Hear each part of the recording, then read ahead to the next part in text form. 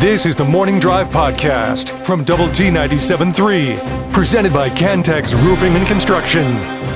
I'm Mike Hebert, owner of Cantex Roofing and Construction. Every day is game day, and we'll get it right when it comes to your roofing, construction, windows, and mirrors. Call Cantex Roofing and Construction today. Together, we are one serving you. Thank you for being with us. We have high school football on the air tonight, the first of 10 games for Friendship, as they take on Byron Nelson tonight in Abilene at Shotwell Stadium. We'll have it for you at 5:30, and the kick is at 6 tonight. So a little bit of an earlier kick, probably to allow both schools an opportunity to get back home at a relatively decent hour. I say relatively decent because you think about the game, about 3 hours. By the time you get all, undressed and dressed, 10 o'clock, then you're about 3 hours home, so 1, 2 o'clock in the morning. So hopefully the early teachers give them a little bit of a break tomorrow. No pop quizzes or, big essays due or, things like that. We're only 2 weeks into the school season, so I would think that, if you're a teacher that's planning a quiz tomorrow and you got a bunch of football players in or cheerleaders or band members, give them a little bit of a break tomorrow. It's going into the long weekend. Why stress anybody out tomorrow? I got it. Now I got a pop quiz they should be able to nail. In fact, all of our audience should get 10 out of 10 on this one. Do you have a left thumb? That's obviously everyone's going to go, yes, we have a left thumb. Mm-hmm. Then we can ask, how do you spell depth? Wow. We can have some fun with this. And these kids would nail it because they're listening to us and we have gone all over these things for them. Sure. See, we're helping. Sure. Yeah. We'll have more high school football. Like no, I don't. It's all good. It's all good. I made those comments. I stammered a little bit on the left thumb deal. I was trying to say something else, and I just got stuck. We also said ligament like 19 times in one segment once. It was awesome. Wow. Is this a recap of all the things we do bad? No, but it's all the things that they should have for a pop quiz on a Friday before the first home football game. We'll have Lovejoy and Lubbock Cooper on the air for you tomorrow night. That'll be on 100.7 The Score. That'll come to you from Lubbock Cooper High School. That is a 6:30 broadcast and then 7 o'clock kick. We'll also have Liberty as they take on New Home tomorrow, and that'll be at 7 o'clock as the kickoff for Liberty, and you'll hear that on Young Country 93.1, and our coverage there begins at 6:30 tomorrow night. That's from Liberty's place. So Liberty and New Home. That would seem to me like a pretty good game for week one, Jamie. Yeah, I would agree. And they started last year in the opening game too. So, that was, I think, at New Home's place last year. Yeah, I think so. You would assume so, since it's at Liberty this year. Monterey will open things up at Lowry Field tomorrow night as they take on Choctaw.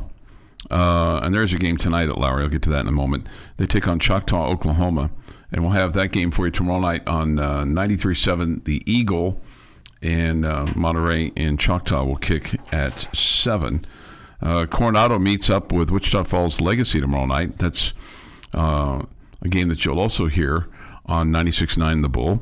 So that will be at 6:45. And then Estacado's in action. They play at Jim Ned. We talked about that a little bit yesterday. Location of Jim Ned. And then Lubbock High is in action tonight. They take on Hereford, and that game is at Lowry Field, and that is a 7 o'clock kick. Okay, so that kind of, I know it's not everybody, but it's a lot of people. So, and we'll have a full recap of all the scores tomorrow night at 9:30 on Double T 97.3. So we've got a lot going on. We have a Friday night preview tomorrow night at 6 o'clock on Double T 97.3. So lots of high school sports. And then our Optimum Game Day Live coverage kicks off on Saturday morning with a Saturday morning quarterback. So that will get you a recap of that if you weren't staying up late or hadn't looked at the scores or just wanted to know what's going on. Those guys think, and Nick Long will have a lot of tidbits. They really they really try to out-tidbit each other because one will say something and another say something, and the next thing you know, it's back to 1963, and they're breaking down a game from, then and giving you all the little inside nuggets. That's what we're looking for.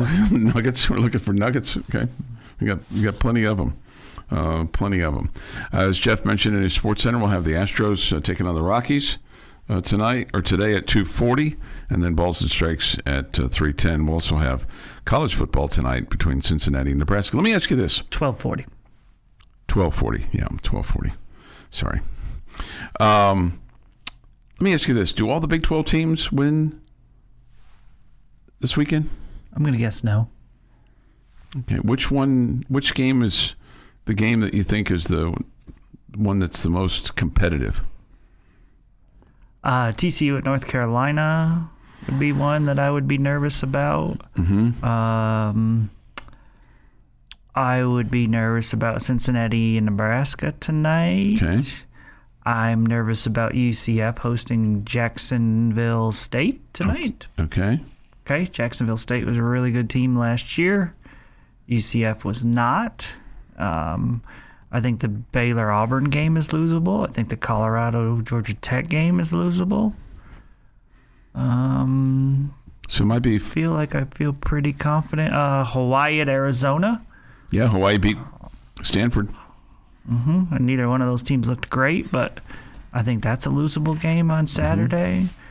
I think Utah will be pretty comfortable with their game at UCLA, but yeah, I think there's 4 or 5 of them that could be losses. I wouldn't expect that many, maybe a couple. Okay. What about the Dublin teams, Iowa State and Kansas State?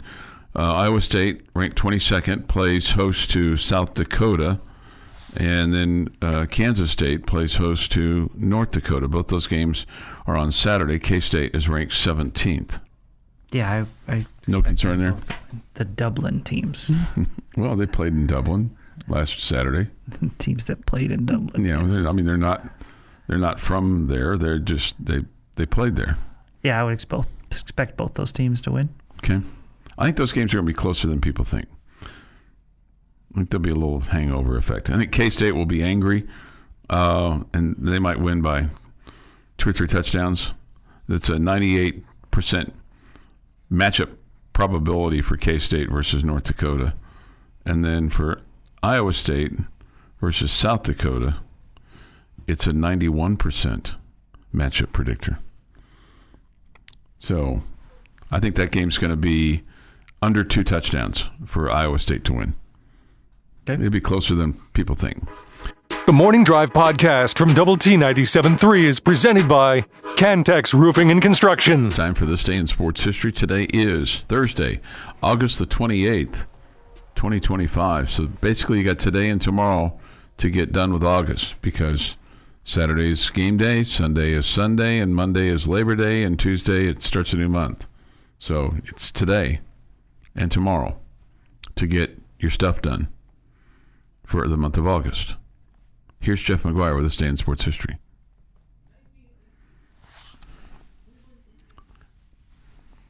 (1918) Cleveland Indian outfielder Tris Speaker is suspended for the remainder of the season due to an assault on an umpire.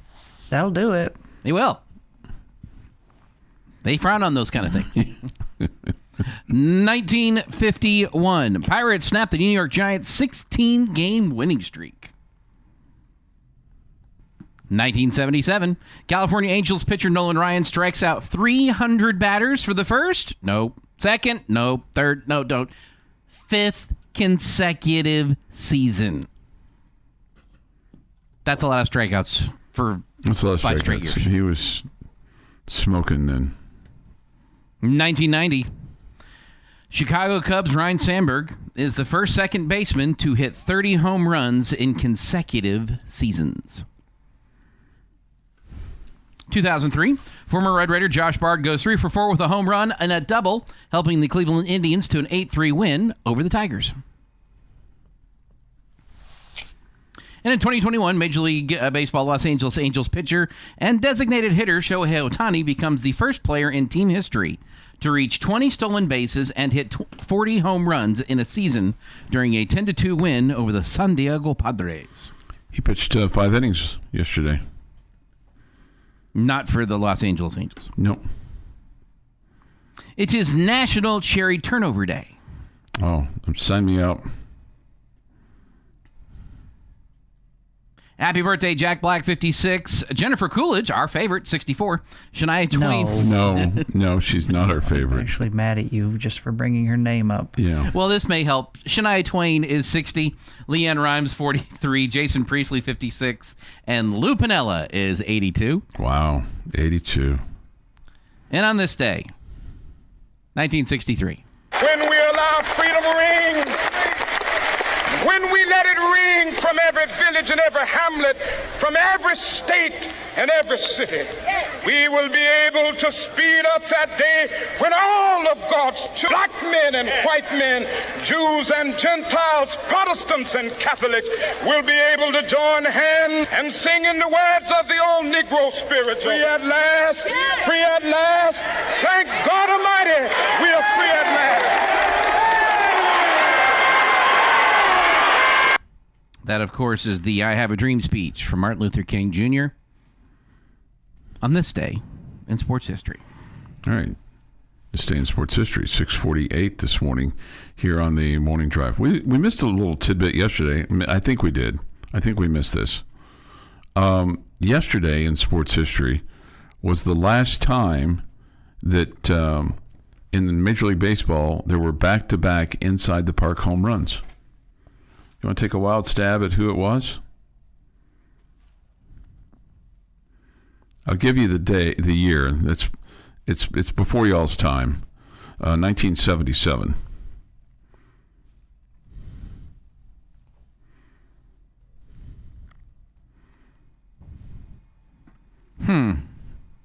It was Toby Harrah and Bump Wills. They went back to back on inside the park home runs. You could have offered me the Toby and the Bump, and I still would have missed both of them.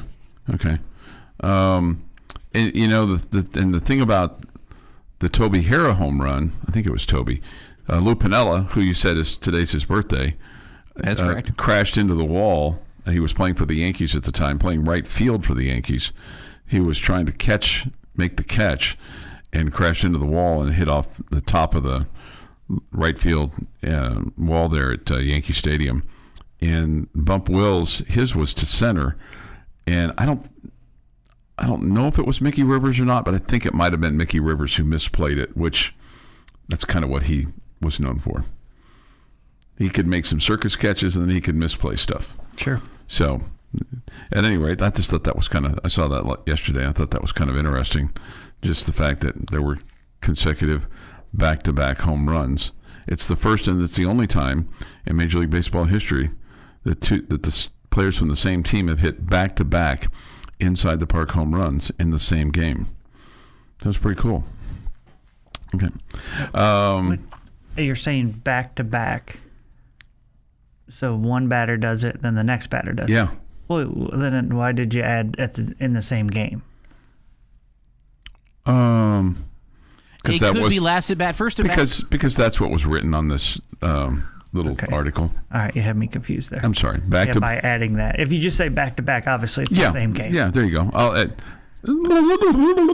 Jamie, back to back inside the park home runs for Toby Harrah and Bump Wills. Yeah, that would be the shock of all shocks to see that. Yeah, that would be crazy. Bump Wills was Maury Wills' son, who at one point in time was the stolen base king. Lou Brock replaced him, and then Ricky Henderson replaced Lou Brock. Okay, and no one's going to touch Ricky for quite some time. Somebody says this: 2 everyday names. ... Well, I mean, if from a Ranger standpoint, Toby Harrah was a great player. Bump Wills was, he was not his dad, but hey, I'm sure they use those names every day. Many of those guys weren't. Let's see. Somebody said this. I had to take a call. Which Big 12 names did y'all think were likely to lose this weekend? And Jamie responded, who he was nervous about. UCF versus Jacksonville State, Cincinnati, Nebraska, Colorado, Georgia Tech, Arizona and Hawaii, and TCU at North Carolina. Okay, so that's a little bit of that. Anything that you're expecting out of Red Raider football with Joey McGuire tonight? I mean, it's funny because there have been times with this initial show, you're like, who's the starting quarterback going to be? Or what's the receiver position look like? Or, what do we think about this first matchup? I mean, we've had a lot of talking in this talking season. I think more than anything else would just be kind of a recap of the offseason and the look ahead and, the expectation question, right?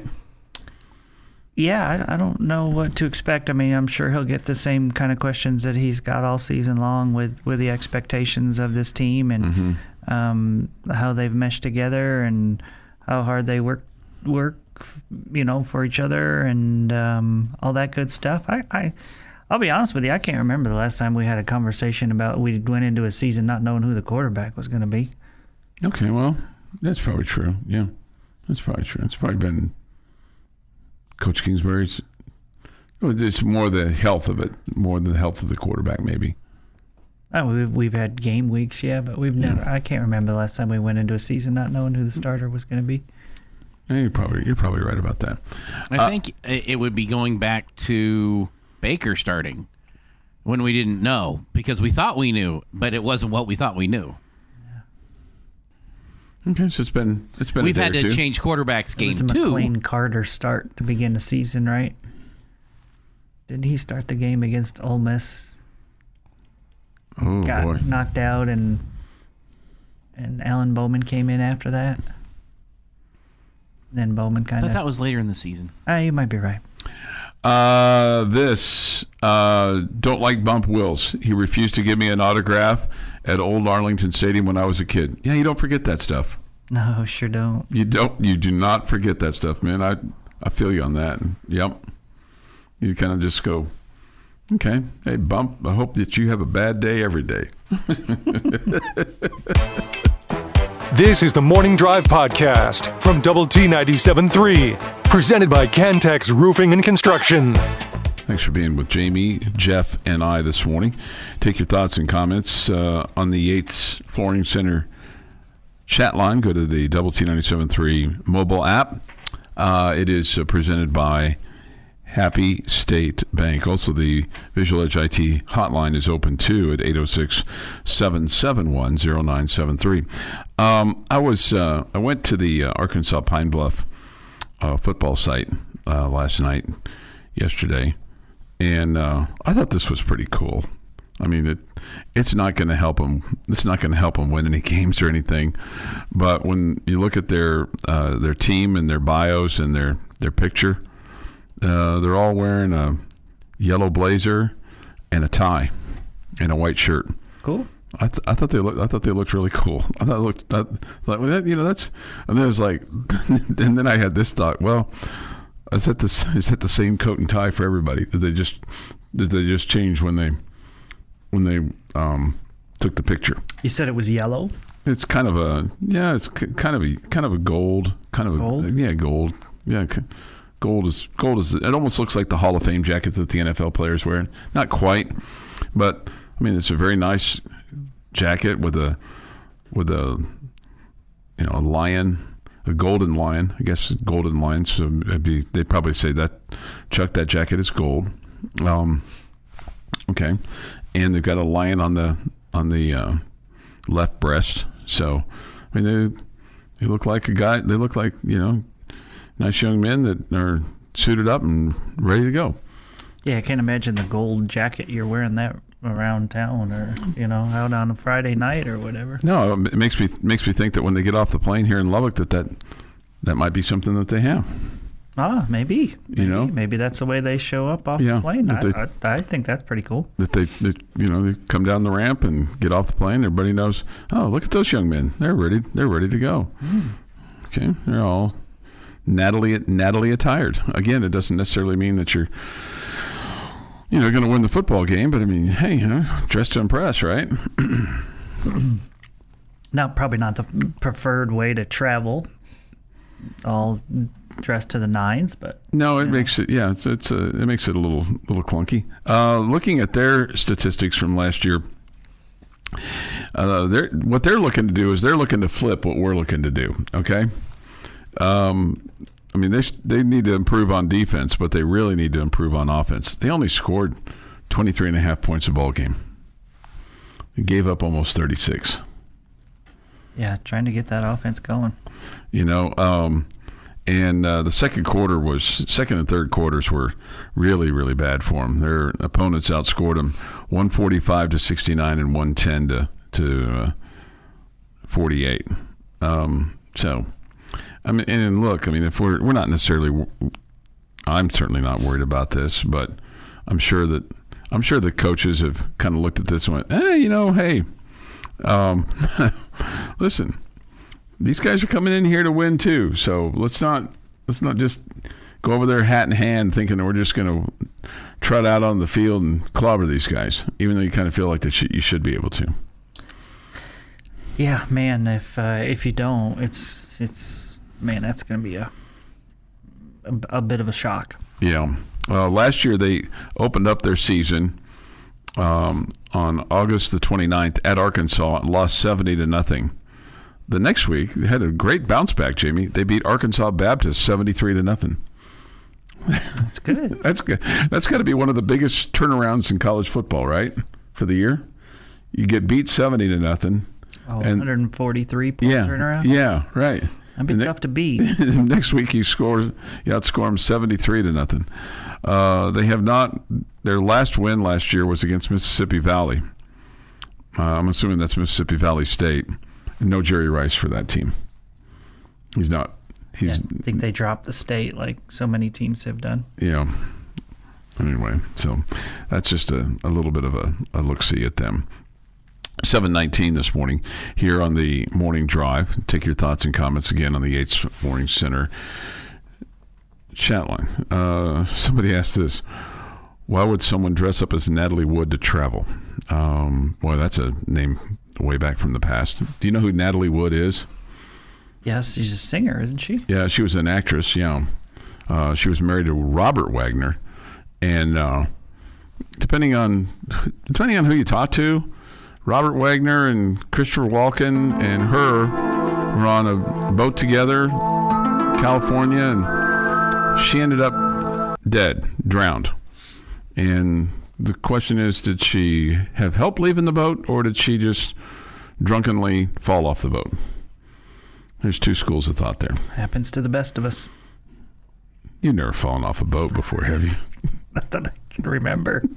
I mean, sometimes those boats. I've had so much to drink, I don't remember. Sometimes those boats, it gets a little slick. Some wise guy says this. Did you mean gold or yellow brown? Okay, that's fair. That's another question for your pop quiz for the kids on Friday. What color is this pin? Is it bronze or is it brown silver? Right, brown silver. It's another. Did you run that by the troops at home? That comment that I made the other day. I think I did. Did they just shake their head and say, "God, Dad, I feel so bad for you"? I think they got a laugh out of it, just like the rest of us did. Yeah, could you not think that was funny? Yeah, I'm here to provide entertainment for you and our fine listening audience and your family around the dinner table. I'm glad to get a laugh at the Lentz. Let's see here. By the transitive property, Arkansas would have beaten Arkansas Baptist, or whoever you said wasn't paying attention too closely, by 143 points. I think that's how that works. Oh. Yikes. What was it about? Arkansas went on to lose to Oklahoma State the next weekend, who went 0-9 in conference play. And Arkansas would then beat us in the Liberty Bowl at the end of the season. Yeah. Let's see here. It's a lot of work for the number 9. What was it about the Abilene Christian game last year? Did we take them too lightly for the whole game, or was it just the second half? I think that it was we weren't good on defense, and they were good on offense. Yeah. Because your offense showed up. You scored 52 points. Yeah. Not as if your offense sputtered all day long. You just could never stop them. We get this as the kids are making their way to school this morning. On our way to school, good morning from Bennett and Wyatt. Good morning, guys. Morning. Just make sure we're model citizens today. No problems with the school. I mean, and that's the thing. If you're a kid, okay, and I think I don't know if the phenoms are to school yet or not, but it just, for any kid that's in elementary and middle school, we'll speak to that age group. The worst thing that you can do is screw up and get disciplined going into a 3-day weekend, because it hangs for 3 days. You don't get the escape to school if you've gotten yourself in trouble. So it's really, really important to keep your head on a swivel today and tomorrow, so that you can have a nice weekend all the way through, so that you don't get grounded or sent to your room or taking your games taken away from you, or your screen time or anything like that. Right. All those things. I know. Or not getting to go to the football game. Yeah. Somebody brings this up. Robert Wagner was number 2 in Austin Powers, to help some of us who didn't know. Yep. And also Tony's dad in NCIS. And Jonathan Hart in the old Heart to Heart for us old folks. Yeah, all that. He got to stick around, Robert Wagner did. Not so much for Natalie. Your daily dose of sports and fun. This is the Morning Drive Podcast from Double T 97.3, presented by Cantex Roofing and Construction. Jamie's question of the day on Double T 97.3 is brought to you by Connecticut of West Texas.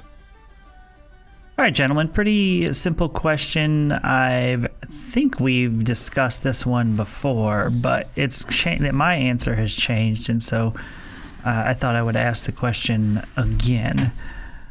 Heading into this game on Saturday, who's the player that you are really intrigued by and you're interested to see what it looks like for them on the field?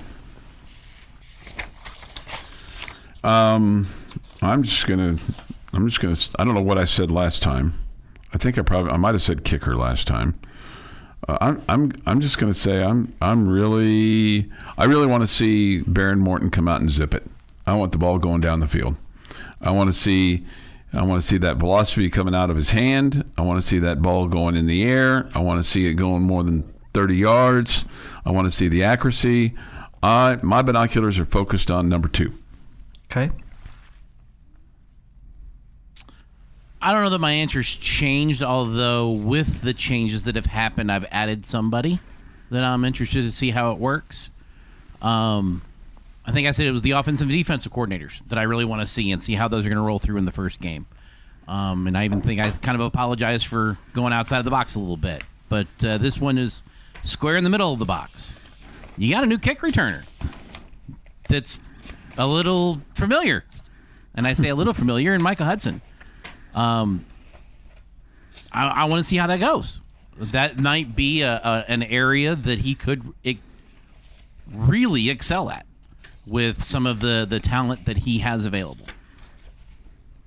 Okay. For me, I would, if I was being honest, I would tell you all 3 of the running backs are the 3 key guys for me that I'm most interested to see what it looks like with those guys in the roles that they're in. But I think the guy that I'm most intrigued by is number 3 on the depth chart when it comes to running backs, and that's Adam Hill. He's just a big guy who is a tremendous high school player. You've heard rave reviews from the Red Raider coaches about him, and just with his size and athleticism, he's very intriguing to me.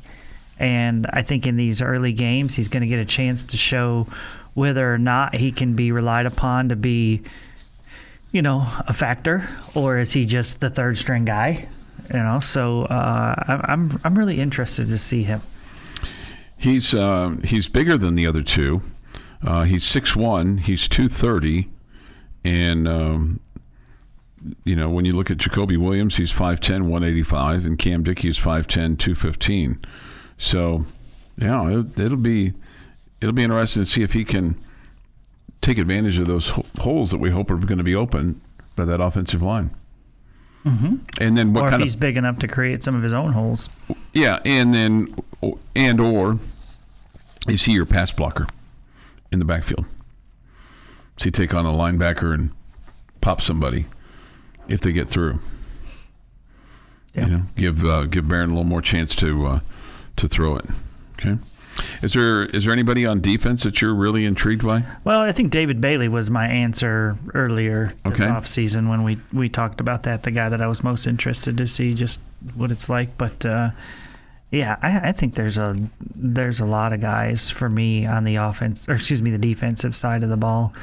The corners, I'm interested to see what it's like there after we really struggled at that position last year.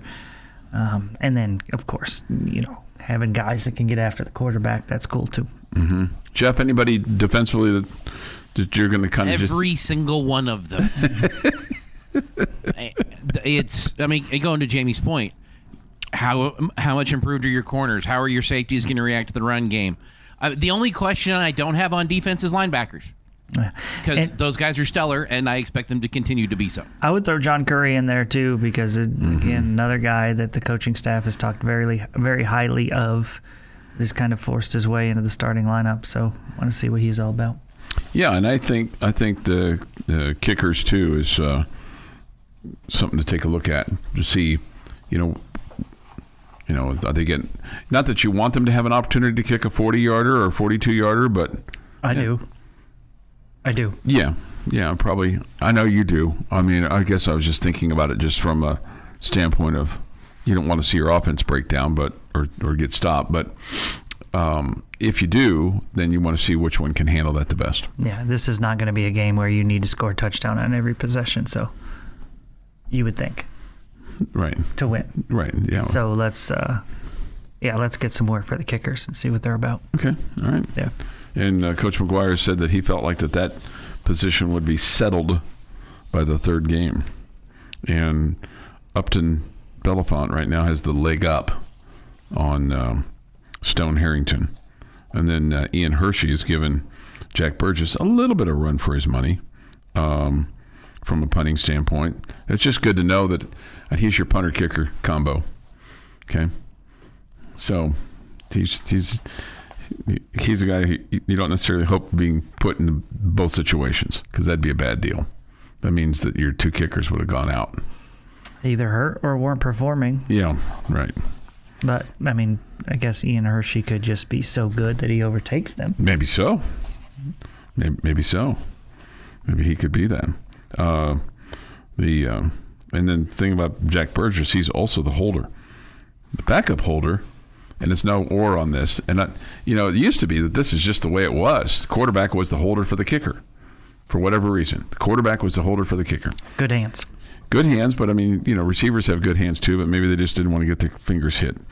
But Morton is and decision-making, if something breaks down or if you want to run a trick play and you want to throw the ball, you can come up with a lot of reasons why it makes sense that a quarterback is there. Sure. It's actually one of my favorite little factoids about why that changed almost overnight in the NFL. Okay, why? Tony Romo play. Oh, okay. Because up till that point it was about a 50-50, whether your punter was the holder or whether it was your backup quarterback. Well, at that point, Romo became the starting quarterback. Mm-hmm. He was still the holder.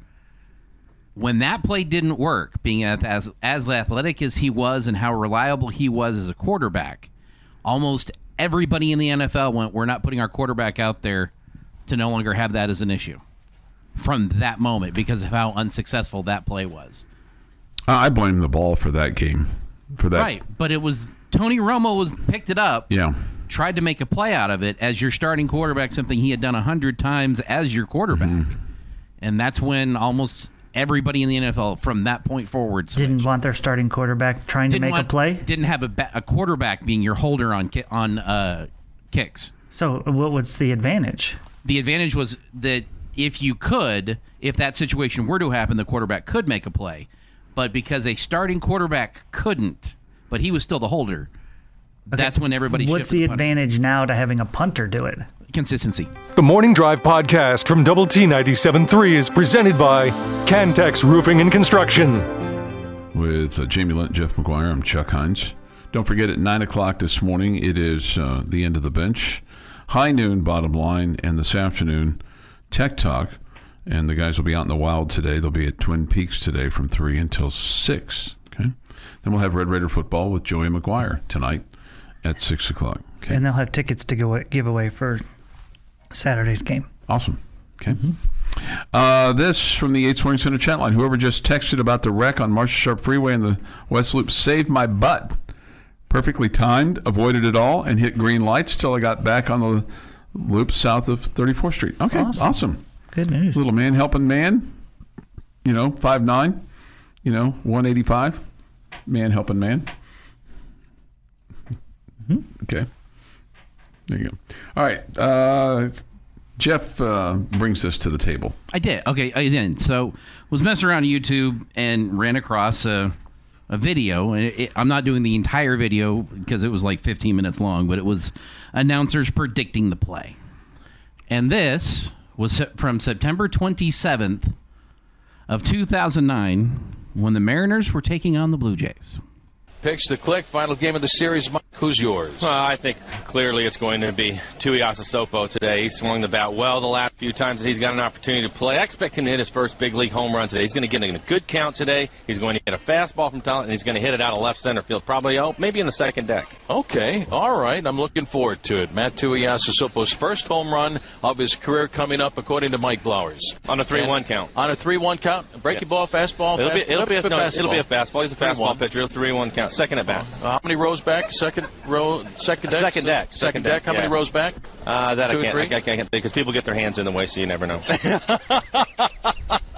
And a left-hander's 2-1 This is pitch. his second and at bat that's that they are now inside ball 3. 3 balls. I've never been so excited on the 3-1 count in my life. How about that? We're there, 3-1. Let's see what happens here. It's going to be a fastball, Matt. You know that. Yeah, we do know that. Now the left-handers. 3-1 pitch on the way. Swung on and belted in the left field. It just missed the second deck. Fly away. I don't believe it. I see the light. I believe you, Mike. Unbelievable. It is 2-0 Mariners. He missed the second deck by just a little bit. And Matt Tuiasa Sopo has made the prediction come true on his second at bat on a 3-1 count. I have never in my life seen such a prediction come true. Mike Blowers, you are unbelievable. Matt Tuiasa Sopo, his first major league home run, a 2-0 Mariner lead. Would you believe it? Called first home run in the second at bat on a 3-1 pitch to left, missed the second deck by about 2 feet. That's pretty amazing. I was as shocked as the broadcasters were when I saw that call. It's pretty crazy. Blowers clearly better as a prognosticator than he was a player. Yeah. He was one of those prize prospects coming through the Yankees farm system that turned into a bit of a dud. In 3 years with the Yankees, he drove in every bit of 25 runs. Oh, wow. Yeah. That's a hard-hitting guy there. Batting averages of 263, 188, and 200. Wow. Yeah. That's pretty cool. That's pretty cool. So next time they're like, yeah, I love it when this guy calls a play. And ain't nothing compared to calling first career home run in your second at bat on a 3-1 pitch to the left into the second deck. Fun. As a pick to click in a pregame show. It is a pick to Goodness. click. That is a pick to Goodness. click. All right, thank He you for should that. have done bold statements of proclamation with us. It showed us how to do it. Right. Yeah. Right. That would be even better. Larry writes in this morning. He is on vacation in South Africa. He says, keep up the good work, Reckham. We will, Larry. I wonder if Larry's on a safari. Would you go to South Africa? Yes, absolutely. Would you go on a safari? Yes. Okay. No question. You kind of in one of those So much fun. safari jeeps, with the the bar across the top, and you'd be standing up wearing your Curious George hat and a big camera around your neck and taking pictures of giraffes and elephants and rhinoceroses and hippopotamuses and monkeys and tigers and bears. Oh my! Something like that. Yeah, all that. Yeah. Okay. Jeff, would you go on a safari like that? Absolutely. Yeah, that Take a sounds like camera? fun. Absolutely, I would. Yeah. Somebody says this. I want Ace Ventura as a safari guide. All righty then. All right. Here's the latest on Micah Parsons. Okay. This is the headline from the Dallas Morning News. The NFL plans to vigorously defend against Micah Parsons' pending grievance over his 2025 salary. Apparently, his salary is going to be designated as a base of $21.34 as a defensive end. That's a drop of almost $2.5 million from the 24 that was thought previously.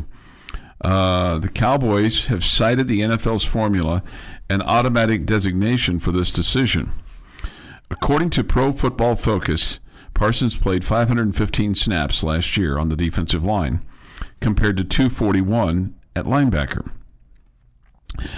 Of those 515 at defensive line, 385 were at a position that Pro Football Focus deemed as REO and LEO, meaning the player lined up outside the offensive tackle but had their player on the ground when the play was snapped, had their hand on the ground when the play was snapped. And basically the only difference between linebacker snaps and defensive line snaps in that swing amount was whether Parsons was standing up or in a stance on the ground. Okay. So the difference is, $2.5 million, right? And I was thinking that there was somebody else that had a problem with this. Remember way back in the day, Jason Morrow wasn't designated as a tight end, right, for the John Mackey Award because they designated him as a receiver even though he really was a tight end. And then this comes up in this article in 2014, Jimmy Graham, when he was with the Saints, argued he was a wide receiver and not a tight end based on where he lined up. Right, I remember that. Yeah. And that was the difference in that in terms of the franchise tag compensation was over $5 million. He lined up in the slot or outside on nearly 67% of his passes the year before. Ultimately, the independent arbiter ruled that Graham was a tight end instead of a receiver, and they agreed to an extension after that ruling. Makes sense. He was definitely a tight end. Yeah. So anyway. But I remember them trying to make that case. Yeah. So anyway, I just thought that was interesting. So not only does he have a problem with the Cowboys, and remember, he's still under contract.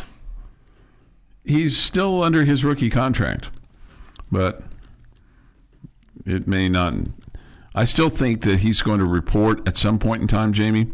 He may not play in week 1, but he's going to report because he's just not going to walk away from that kind of money per game. You wouldn't think so. I mean, it's a lot of money. It's not what he wants, but it's still a lot of money. And so you would think he's gonna play and then demand a trade or ask for a trade, ask to be traded before he gets to the end of the year when the Cowboys franchise tag him. Yeah. Larry writes in Safari on Monday.